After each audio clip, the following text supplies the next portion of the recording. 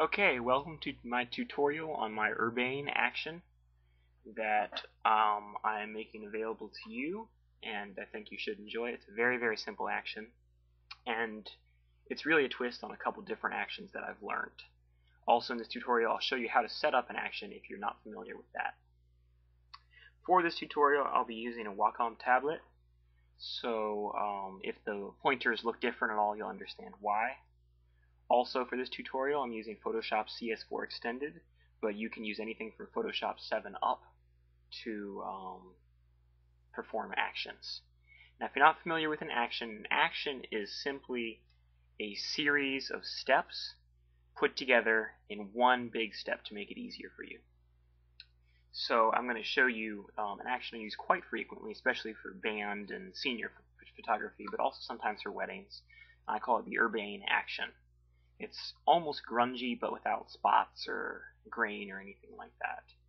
It doesn't provide a glow, that grunge glow that many people are familiar with, but it does provide a sort of a sharpness and a richness and a depth to the pictures. So I do use it fairly frequently. It's sort of a subtle action, and for some pictures it works, and other pictures it definitely doesn't. So be careful where you use it, but if you use it in the right way, I really enjoy it. Now the first thing to do, every Photoshop newbie knows, or should know, ought to know, we drag the background layer to the new page button to make a duplicate layer. Always work on a duplicate layer. If you don't work on a duplicate layer, you're going to be kicking yourself for it later. It definitely is one of the main steps that you need to follow when working with Photoshop as a beginner.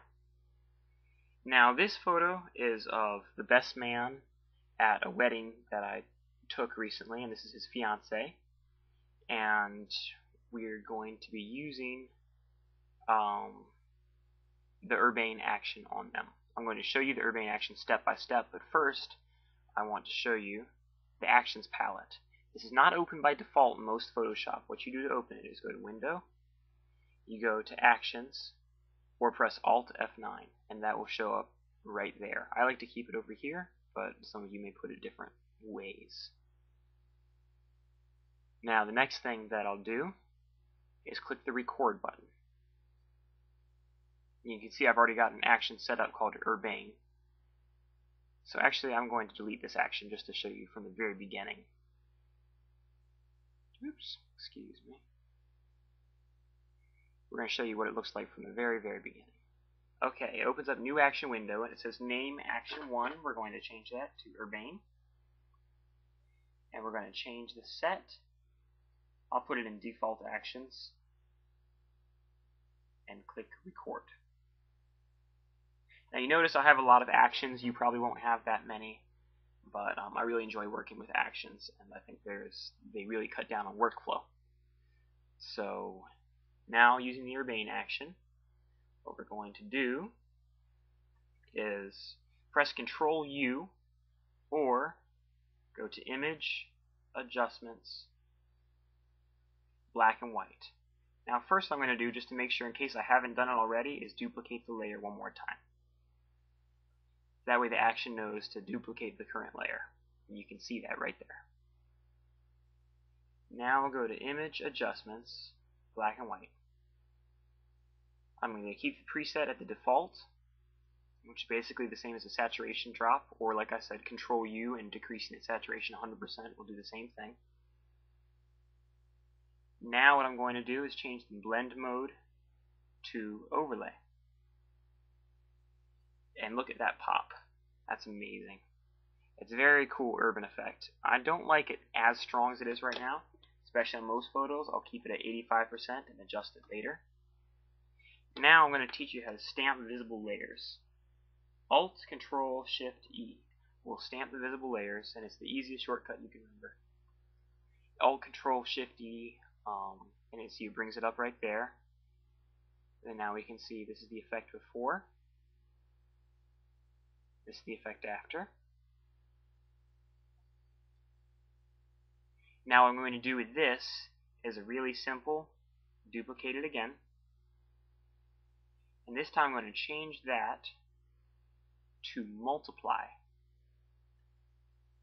And you can see it makes it much darker. and I'm going to change the opacity to a simple 15%.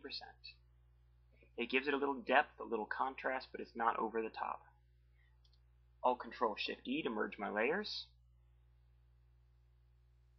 and then I'm back where I started.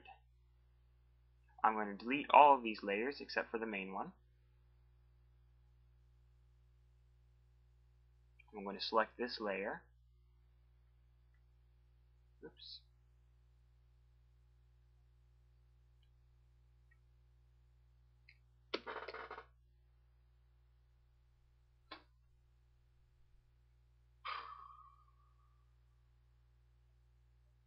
I'm going to name it Urbane. Sorry, the double click wasn't working very well on the tablet. Urbane, we're going to name it. And then I'm going to stop the action, excuse me. I'll go back up here to Actions. And that's what it looks like. Now, just to show you, we'll start again from the beginning picture. Click Urbane, click the play button, and then watch as this happens.